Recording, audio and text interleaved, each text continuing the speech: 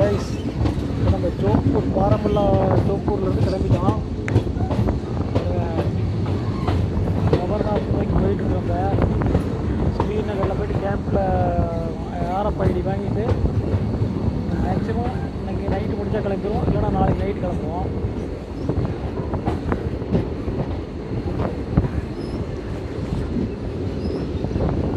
இது பாரமுல்லா ரூட்டு, இது Srinagar route. Baramulla bus route. இது பெரிய ஊர் தான். இது வந்து டிஸ்ட்ரிக்ட். இது ஆக்சுவலாக இந்த மாதம்லாம் வந்தோன்னா பயங்கர ஸ்னோவாக இருக்குமா. நல்லா வெயில் அடிக்குது, பார்க்குறது அருமையாக இருக்குது.